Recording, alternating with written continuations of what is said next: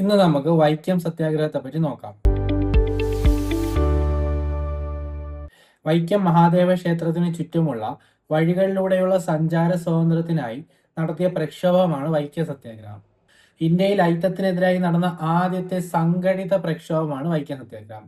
ഐത്തത്തിനെതിരായി കേരളത്തിൽ നടന്ന ആദ്യത്തെ പ്രക്ഷോഭം ചോദിച്ചു കഴിഞ്ഞാൽ അത് തളി ക്ഷേത്ര പ്രക്ഷോഭമാണ്.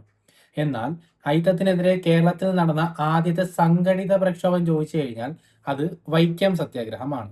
വൈക്കം മഹാദേവ ക്ഷേത്രം സ്ഥിതി ചെയ്യുന്ന ജില്ല ഏതെന്ന് ചോദിച്ചു കഴിഞ്ഞാൽ കോട്ടയം ജില്ലയാണ്. ഐത്തത്തിനെതിരായി ടി.കെ. മാധവൻ പ്രമേയം അവതരിപ്പിച്ച INC സമ്മേളനം ഏതാണെന്ന് ചോദിച്ചാൽ ആന്ധ്രാപ്രദേശിലെ കാക്കിനാടയിൽ വെച്ച് നടന്ന INC സമ്മേളനമാണ് 1923. ഈ INC സമ്മേളനത്തിൽ അധ്യക്ഷത സ്ഥാനം വഹിച്ചത് മൗലാന മുഹമ്മദ് അലിയാണ്.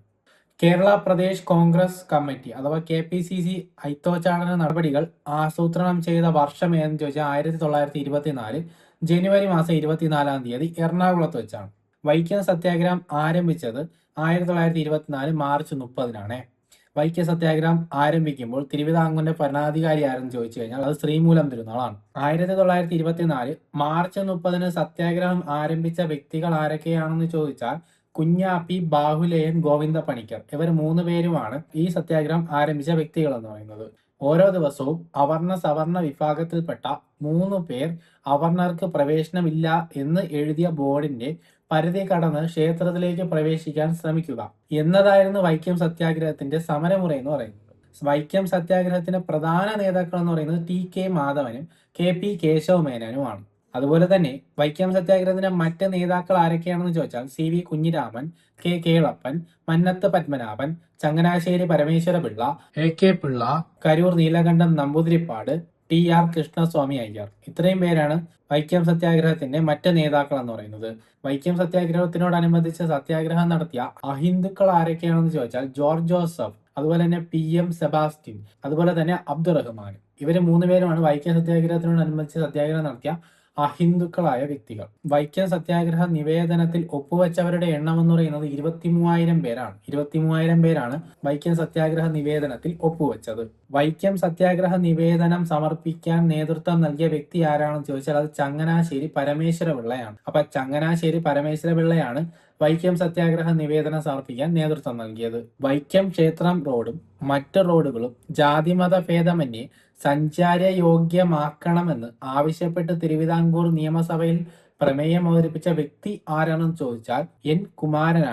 കുമാരനാണ് എന്ത് വൈക്കം ക്ഷേത്രവും മറ്റു റോഡുകളും ജാതി മത ഭേദമന്യേ സഞ്ചാരയോഗ്യമാക്കണമെന്ന് ആവശ്യപ്പെട്ട് തിരുവിതാംകൂറിൽ നിയമസഭയിൽ പ്രമേയം അവതരിപ്പിച്ച വ്യക്തിയാണ് ആരെന്ന് പറയുന്നത് N. കുമാരൻ.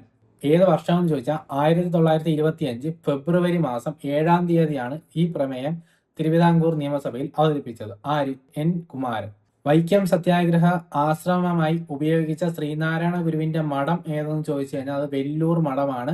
വൈക്കത്താണ് സ്ഥിതി ചെയ്യുന്നത്. ശ്രീനാരായണ ഗുരു വൈക്കം സത്യാഗ്രഹ ആശ്രമം സന്ദർശിച്ചത് 1924 സെപ്റ്റംബറിലാണ്. വൈക്കം സത്യാഗ്രഹത്തിൽ പങ്കെടുത്ത ശ്രീനാരായണ ഗുരുവിന്റെ ശിഷ്യന്മാർ ആരൊക്കെയാണെന്ന് ചോദിച്ചാൽ സ്വാമി സത്യവർത്തനും കോട്ടുകോയിക്കൽ വേലായുധനും. വൈക്കം സത്യാഗ്രഹവുമായി ബന്ധപ്പെട്ട് ഗാന്ധിജി കേരളം സന്ദർശിച്ച വർഷം ഏതെന്ന് ചോദിച്ചാൽ 1925ആണ്.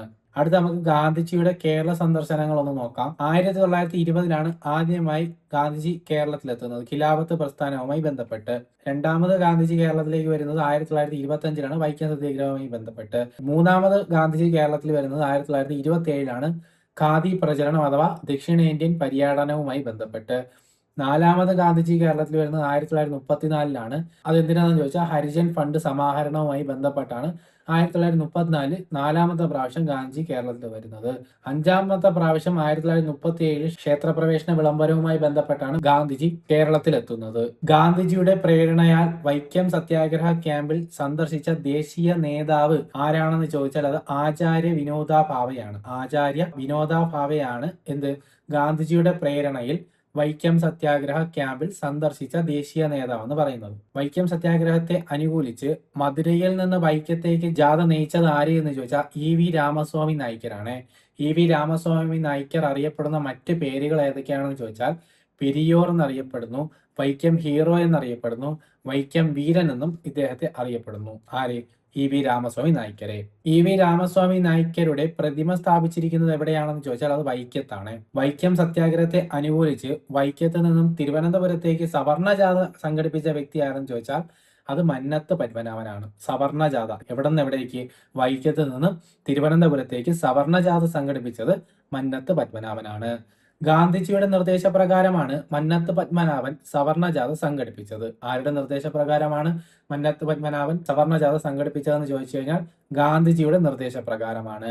സവർണജാഥ ആരംഭിച്ചത് 1924 നവംബർ 1-നും സവർണജാഥ തിരുവനന്തപുരത്ത് എത്തിയത് 1924 തന്നെ നവംബർ 12-ാം തീയതിയാണ് സവർണജാഥ തിരുവനന്തപുരത്ത് എത്തിയത്. നാഗർകോവിലിൽ നിന്ന് തിരുവനന്തപുരത്തേക്ക് സവർണജാഥ നയിച്ചത് ആരെന്ന് ചോദിച്ചാൽ അത് എം.ഇ. നായിഡു ആണ്. അപ്പൊ എം.ഇ. നായിഡു നാഗർകോവിലിൽ നിന്ന് തിരുവനന്തപുരത്തേക്കാണ് സവർണജാഥ നയിച്ചത്. ഓക്കെ. വൈക്കം സത്യാഗ്രഹത്തിന് അനുഭാവം പ്രകടിപ്പിച്ച് പഞ്ചാബിൽ നിന്ന് വന്നവരാണ് അകാലികൾ. അകാലികളുടെ നേതാവാണ് ലാലാ ലാൽ സിംഗ് എന്ന് പറയുന്നത്. വൈക്കം സത്യാഗ്രഹികൾക്ക് സൗജന്യ ഭക്ഷണശാല തുറന്ന് സഹായം നൽകിയവരാണ് അകാലികൾ എന്ന് പറയുന്നത്. വൈക്കം സത്യാഗ്രഹം നടക്കുമ്പോൾ തിരുവിതാംകൂർ ദിവാൻ ആരെന്ന് ചോദിച്ചാൽ അത് ടി രാഘവയ്യാണ്. രാഘവയ്യ.